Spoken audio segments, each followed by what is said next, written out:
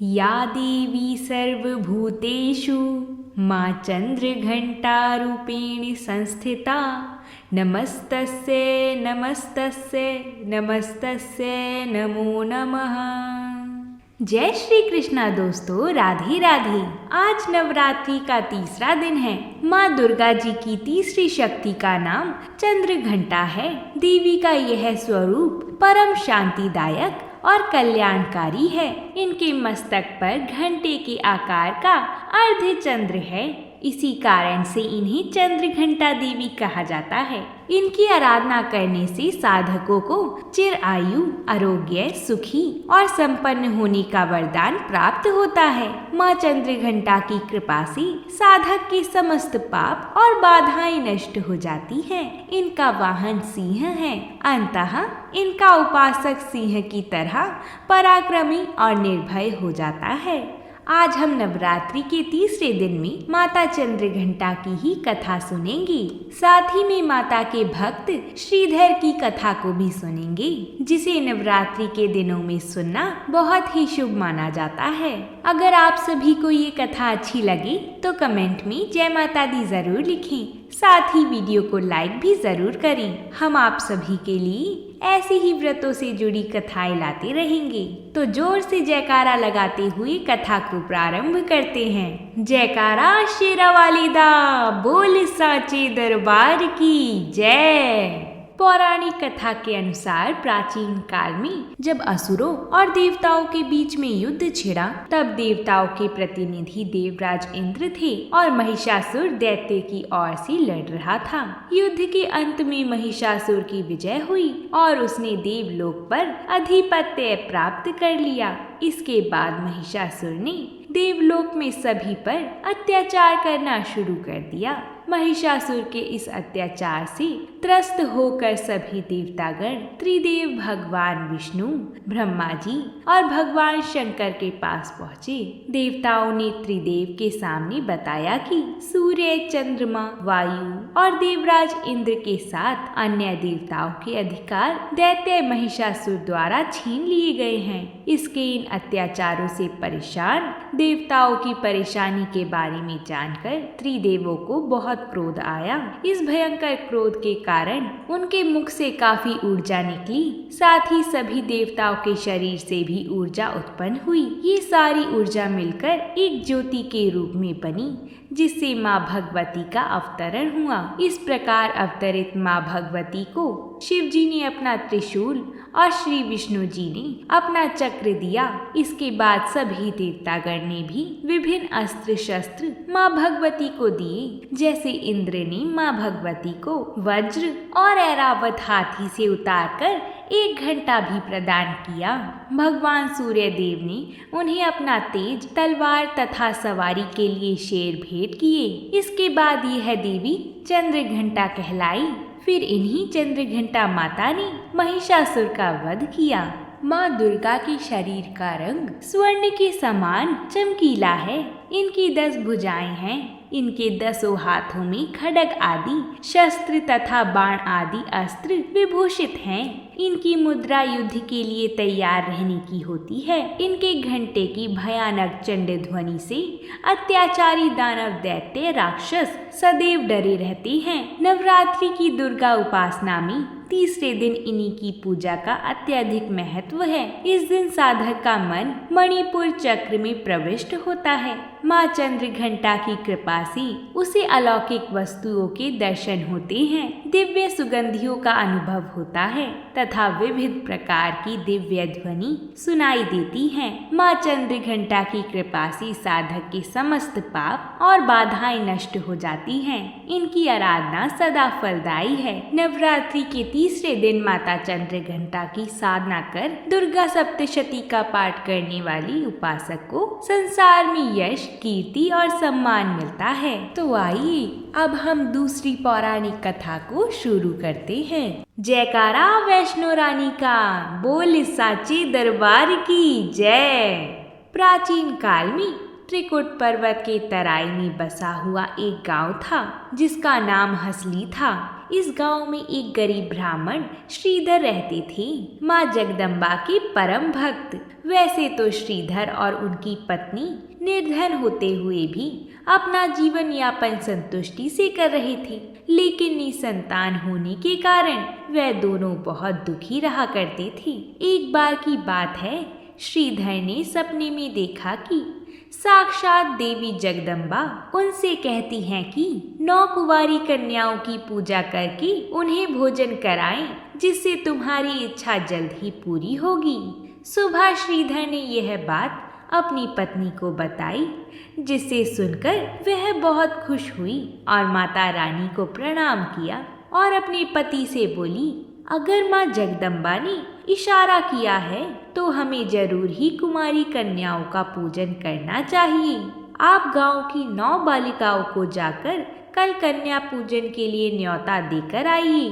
पत्नी की बात सुनकर श्रीधर चिंता में पड़ गई और कहा, कुमारी कन्याओं का पूजन तो करना चाहिए, लेकिन हमारी स्थिति ऐसी कहाँ है कि हम 9 कन्याओं को भी अच्छे से भोजन करा सकें। इस पर पत्नी ने कहा, अगर माता रानी चाहती हैं कि हम पूजा करें तो आप चिंता ना कीजिए, माँ जगदम्बा हमारे साथ हैं, हम कन्याओं को भोजन अवश्य कराएंगे।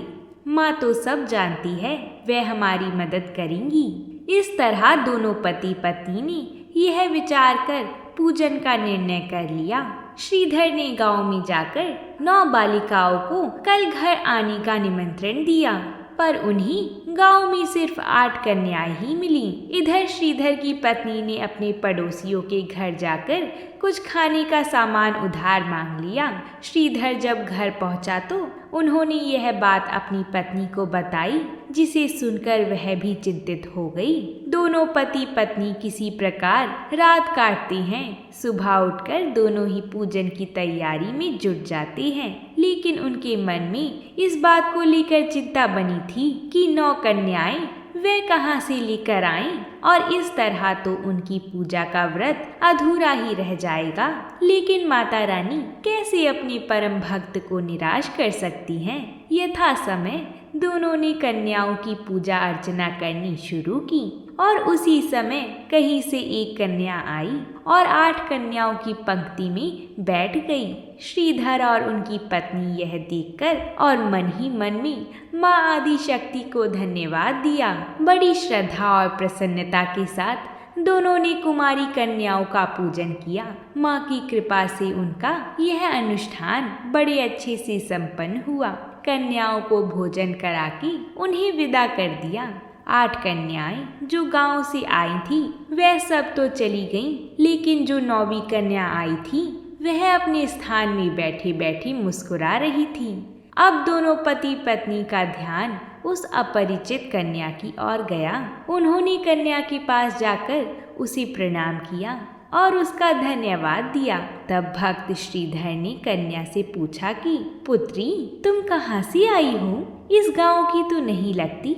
इस पर कन्या ने कहा कि मैं त्रिकुट पर्वत पर रहती हूँ। जब मुझे पता चला कि इस गांव में कुमारी कन्याओं का पूजन और उन्हें भोजन कराया जा रहा है तो मैं यहाँ आ गई, और संयोगवश 9वीं कन्या का स्थान खाली था। कन्या की बात सुनकर श्रीधर और उनकी पत्नी दोनों संतुष्ट हुए, लेकिन भोजन कराने के पश्चात तथा सारी कन्याओं के चले जाने के बाद भी वह कन्या अपने स्थान पर बैठी रही।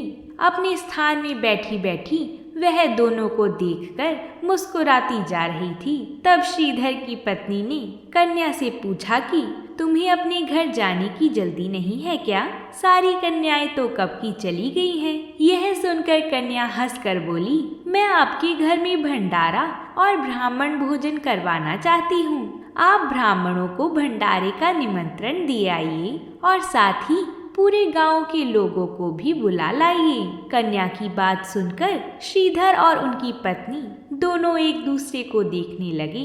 श्रीधर ने कहा, पुत्री, यह क्या कह रही हो? हमारी इतनी औकात कहाँ है कि हम माता रानी का भंडारा करें और साथ ही पूरे गांव को भोजन भी करा सकें। तब वो बालिका बोली, आप बस ब्राह्मणों को और गांव वालों को न्योता देकर आइए।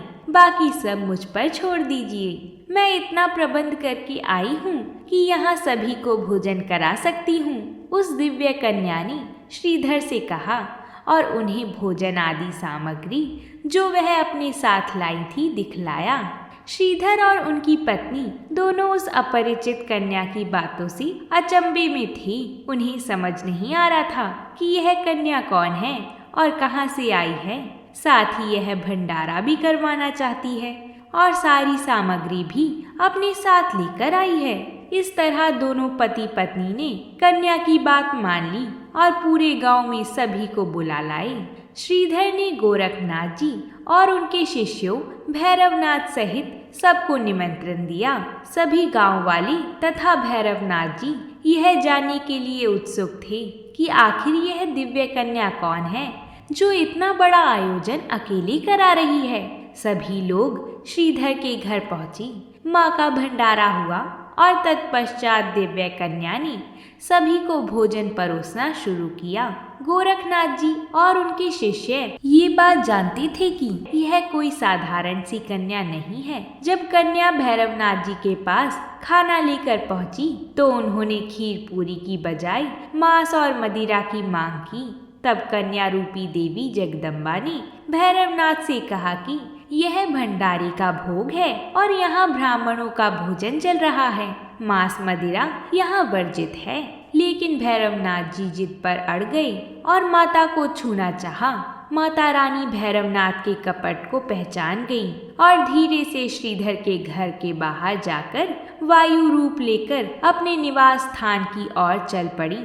भैरवनाथ जी भी श्रीधर के घर से निकल माता का पीछा करने लगी। कन्या रूपी देवी जगदम्बा ने भैरवनाथ को उनका पीछा करने के लिए मना किया, फिर भी वह ना माना और देवी के पीछे पीछे चलने लगा। देवी अपनी गुफा में प्रवेश करती हैं। तभी गुफा के बाहर पवन सुत श्री हनुमान जी साधु वेश में माता की रक्षा के लिए स्वयं विराजमान होते हैं।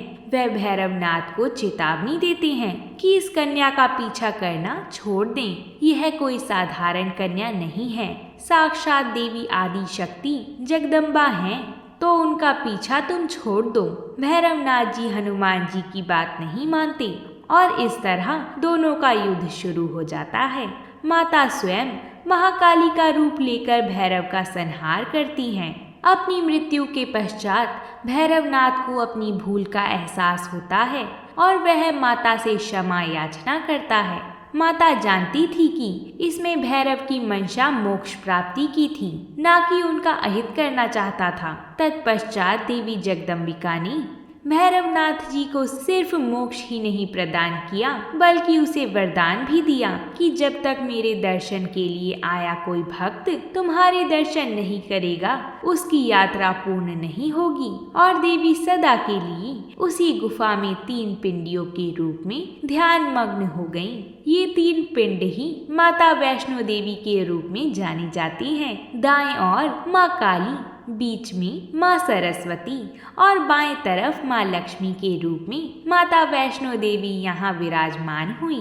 दूसरी ओर माता रानी के भक्त श्रीधर भंडारे के दिन से ही व्याकुल हो रहे थे। उन्हें पता था कि कन्या के रूप में माता वैष्णो देवी ही उनके घर पूजन के लिए आई थी।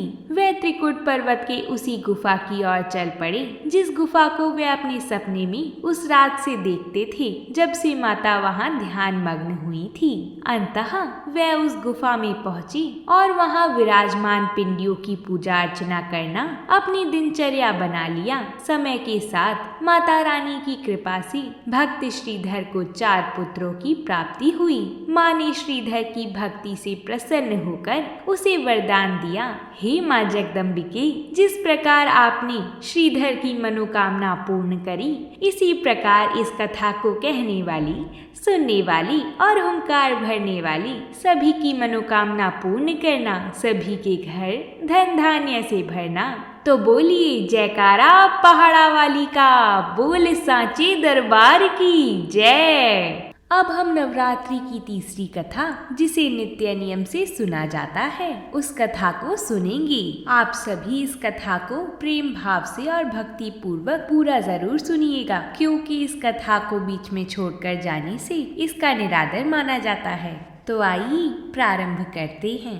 जयकारा शेरा वाली दा, बोल सांचे दरबार की जय। धार्मिक कथाओं के अनुसार एक बार बृहस्पति जी ने ब्रह्मा जी से सवाल किया कि चैत्र और अश्विन मास के शुक्ल पक्ष में नवरात्रि का व्रत और उत्सव क्यों किया जाता है? इस व्रत का क्या फल है? इसे किस प्रकार करना उचित है? सबसे पहले इस व्रत को किसने किया था? बृहस्पति जी के इस सवाल के जवाब में ब्रह्मा जी ने कहा, हे देव, प्राणियों के हित की इच्छा से तुमने बहुत अच्छा प्रश्न किया है। दरअसल जो मनुष्य मनोरथ पूर्ण करने वाली दुर्गा माता, भगवान महादेव, सूर्य भगवान और भगवान नारायण का ध्यान करते हैं, वह मनुष्य धन्य है। यह नवरात्रि का व्रत संपूर्ण कामनाओं को पूर्ण करने वाला है।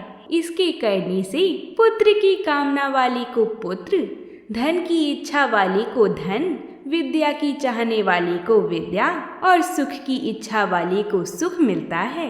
इस व्रत को करने से रोगी मनुष्य का रोग दूर हो जाता है, मनुष्य की संपूर्ण विपत्तियां दूर हो जाती हैं और घर में समृद्धि की वृद्धि होती है। बांझ को पुत्र प्राप्त होता है, समस्त पापों से छुटकारा मिल जाता है और मन की मनोरथ सिद्ध हो जाती है। यदि व्रत करने वाला मनुष्य सारे दिन उपवास ना कर सके तो एक समय भोजन करे और 10 दिन बंधु बांधवों के साथ नवरात्रि व्रत की कथा का श्रवण अवश्य ही करें और साथ ही हो सके तो दुर्गा सप्तशती का पाठ या श्रवण जरूर करें। हे देव, जिसने पहले इस महाव्रत को किया है वह कथा मैं तुम्हें सुनाता हूँ। तुम सावधान होकर इस कथा का श्रवण करना। प्राचीन काल में मनोहर नगर में पीठत नाम का एक अनाथ ब्राह्मण रहता था। वह भगवती दुर्गा का भक्त था। उसके संपूर्ण सद्गुणों से युक्त सुमति नाम की एक अत्यंत सुंदरी कन्या उत्पन्न हुई थी। वह कन्या सुमति अपने पिता के घर बाल्यकाल में अपनी सखी के साथ क्रीड़ा करती हुई इस प्रकार बढ़ने लगी जैसे शुक्ल पक्ष में चंद्रमा की कला बढ़ती है। उसका पिता प्रतिदिन जब माँ दुर्गा की पूजा कर हवन किया करता, वह उस समय नियम से वहाँ उपस्थित रहती। एक दिन सुमति अपनी सखियों के साथ खेल में लग गई और माँ भगवती के पूजन में उपस्थित नहीं हुई। उसके पिता को पुत्री की ऐसी असावधानी देखकर क्रोध आया और वह पुत्री से कहने लगा कि अरे दुष्ट पुत्री, आज तूने माँ भगवती का पूजन नहीं किया, इस कारण मैं किसी कुष्ठ रोगी या दरिद्र मनुष्य के साथ तेरा विवाह करूँगा। पिता का ऐसा वचन सुनकर सुमति को बड़ा दुख हुआ और पिता से कहने लगी, पिताजी, मैं आपकी कन्या हूँ तथा सब तरह से आपके अधीन हूँ। जैसी आपकी इच्छा हो वैसे ही करना। राजा से, कुष्ठी से, दरिद्र से अथवा जिसके साथ भी चाहूँ मेरा विवाह कर दो, पर होगा वही जो मेरे भाग्य में लिखा है। मेरा तो अटल विश्वास है, जो जैसा कर्म करता है उसको कर्म के अनुसार वैसा ही फल प्राप्त होता है। क्योंकि कर्म करना मनुष्य के अधीन है, पर फल देना ईश्वर के अधीन है। इस प्रकार कन्या के बिना डरे वचन सुनकर ब्राह्मण ने क्रोधित होकर अपनी कन्या का विवाह एक कुष्ठी के साथ करा दिया और अत्यंत क्रोधित होकर पुत्री से कहने लगा कि पुत्री, अपने कर्मों का फल भोगो, देखते हैं भाग्य के भरोसे रहकर क्या करती हो। पिता के ऐसे कटु वचन को सुनकर सुमति मन में विचार करने लगी, अहो, मेरा बड़ा भाग्य है जिससे मुझे ऐसा पति मिला है। इस तरह अपने दुख का विचार करती हुई वह कन्या अपने पति के साथ वन में चली गई और डरावनी कुशायुक्त उस निर्जन वन में उन्होंने वह रात बड़े कष्ट से व्यतीत की। उस गरीब बालिका की ऐसी दशा देखकर देवी भगवती ने पूर्व पुण्य के प्रभाव से प्रकट हो सुमति से कहा, हे दीन ब्राह्मणी, मैं तुझसे प्रसन्न हूँ। तुम जो चाहो सो वरदान मांग सकती हो। भगवती दुर्गा का यह वचन सुनकर ब्राह्मणी ने कहा, आप कौन है देवी? वह सब मुझसे कहिए। ब्राह्मणी का ऐसा वचन सुनकर देवी ने कहा कि मैं आदि शक्ति भगवती हूँ और मैं ही ब्रह्म विद्या व सरस्वती हूँ। प्रसन्न होने पर मैं प्राणियों का दुख दूर करती हूँ, उनको सुख प्रदान करती हूँ। हे ब्राह्मणी, मैं तुझ पर तेरे पूर्व जन्म के पुण्य के प्रभाव से तुझसे प्रसन्न हूँ। मैं तुम्हें तुम्हारे पूर्व जन्म का वृतांत सुनाती हूँ। तुम ध्यान पूर्वक सुनो। तुम पूर्व जन्म में निषाद की स्त्री थी और अति पतिव्रता थी। एक दिन तेरे पति निषाद ने चोरी की। चोरी करने के कारण तुम दोनों को सिपाहियों ने पकड़ लिया और ले जाकर जेल खाने में कैद कर दिया। उन लोगों ने तुझको और तेरे पति को भोजन भी नहीं दिया। इस प्रकार नवरात्रि के दिनों में तुमने ना तो कुछ खाया और ना ही जल ही पिया। इस प्रकार 9 दिन तक नवरात्रि का व्रत हो गया। हे ब्राह्मणी, उन दिनों में जो व्रत हुआ, इस व्रत के प्रभाव से ही मैं प्रसन्न होकर मैं तुझे मनोवांछित वर देती हूँ। तुम्हारी जो इच्छा हो सो मांग लो। इस प्रकार दुर्गा के वचन सुनकर ब्राह्मणी बोली, अगर आप मुझ पर प्रसन्न हैं तो हे दुर्गा माई, मैं आपको प्रणाम करती हूँ। कृपया करके मेरे पति का कोढ़ दूर करो। देवी ने कहा, उन दिनों तुमने जो व्रत किया था, उस व्रत का 1 दिन का पुण्य पति का कोढ़ दूर करने के लिए अर्पण करो। उस पुण्य के प्रभाव से तेरा पति कोढ़ से मुक्त हो जाएगा। ब्रह्मा जी बोली। इस प्रकार देवी के वचन सुनकर वह ब्राह्मणी बहुत प्रसन्न हुई और पति को निरोग करने की इच्छा से जब उसने तथास्तु ऐसा वचन कहा, तब उसके पति का शरीर भगवती दुर्गा माँ की कृपा से कुष्ठ रोग से रहित अति कांतिवान हो गया। वह ब्राह्मणी पति के मनोहर देह को देखकर देवी की स्तुति करने लगी। हे दुर्गा माई, आप दुर्गति को दूर करने वाली हैं, तीनों लोकों का संताप हरने वाली हैं, समस्त दुखों को दूर करने वाली हैं, रोगी मनुष्यों को निरोगी करने वाली हैं, प्रसन्न हो, मनोवांछित वर देने वाली हो और दुष्टों का नाश करने वाली जगत की माता हो। हे अम्बे माँ, मुझ अबला को मेरे पिता ने कुष्ठी मनुष्य के साथ विवाह कर घर से निकाल दिया था। मैं पिता से तिरस्कार होकर निर्जन वन में विचर रही हूँ। आपने मेरा इस विपदा से उद्धार किया है। हे देवी माँ, आपको प्रणाम करती हूँ, मेरी रक्षा करो। ब्रह्मा जी बोली, हे बृहस्पति देव, उस ब्राह्मणी की ऐसी स्तुति सुनकर देवी बहुत प्रसन्न हुई और ब्राह्मणी से कहा, हे ब्राह्मणी, तेरे उदाल्य नामक अति बुद्धिमान, धनवान, कीर्तिवान और जितेंद्रिय पुत्र शीघ्र ही उत्पन्न होगा। मैं तुझे ऐसा वर देती हूँ। वर देकर देवी ने ब्राह्मणी से फिर कहा कि हे ब्राह्मणी, और जो कुछ तेरी इच्छा हो वह मांग ले। भगवती दुर्गा का ऐसा वचन सुनकर सुमति ने कहा कि हे भगवती माँ, अगर आप मुझ पर प्रसन्न हैं तो कृपा कर मुझे नवरात्रि व्रत की विधि और उसके फल का विस्तार से वर्णन करें। इस प्रकार ब्राह्मणी के वचन सुनकर माई दुर्गा ने कहा, हे ब्राह्मणी, मैं तुम्हें संपूर्ण पापों को दूर करने वाली नवरात्रि व्रत की विधि बतलाती हूँ, जिसको सुनने से मोक्ष की प्राप्ति होती है। अश्विन मास के शुक्ल पक्ष की प्रतिपदा तिथि से लेकर 9 दिन तक विधि पूर्वक व्रत करें। यदि दिन भर व्रत ना कर सकें तो एक समय भोजन करें। विद्वान ब्राह्मणों से पूछकर घट स्थापना करें और वाटिका बनाकर उसको प्रतिदिन जल से सींचें। माता महाकाली, माता महालक्ष्मी और माता महासरस्वती देवी की मूर्तियां चौकी पर स्थापित करके उनकी नित्य विधि सहित पूजा करें और पुष्पों से विधि पूर्वक अर्घ दें। बिजोरा के फल से अर्घ देने से रूप की प्राप्ति होती है। जायफल से अर्घ देने से कीर्ति आती है। दाख से अर्घ देने से कार्य की सिद्धि होती है। आंवले से अर्घ देने से सुख की प्राप्ति होती है और केले से अर्घ देने से आभूषणों की प्राप्ति होती है। इस प्रकार पुष्पों और फूलों से अर्घ देकर व्रत समाप्त होने पर 9वें दिन यथाविधि हवन करें। खांड, घी, गेहूं, शहद, जौ, तिल, बिल्व, नारियल, दाख और कदम्ब आदि से हवन करें। गेहूं से होम करने से लक्ष्मी की प्राप्ति होती है। खीर एवं चंपा के पुष्प से धन की प्राप्ति और बेल पत्तों से तेज व सुख की प्राप्ति होती है। ऐसा करने से मनोवांछित वस्तुओं की प्राप्ति होती है। व्रत करने वाला मनुष्य इस विधि विधान से हवन करे।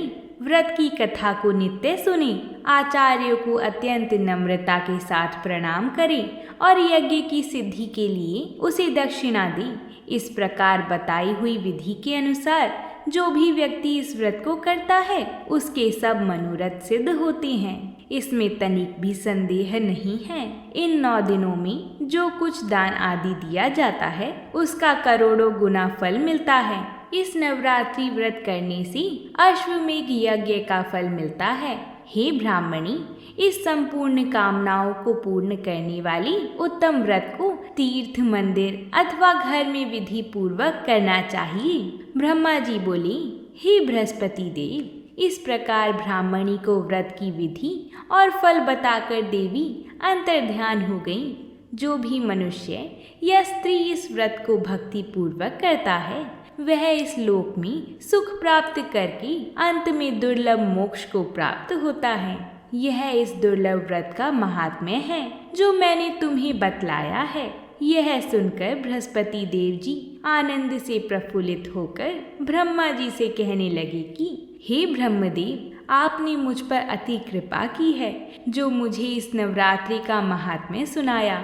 ब्रह्मा जी बोले कि हे बृहस्पति देव, यह देवी भगवती की शक्ति संपूर्ण लोकों का पालन करने वाली है। इस महादेवी के प्रभाव को कौन जान सकता है।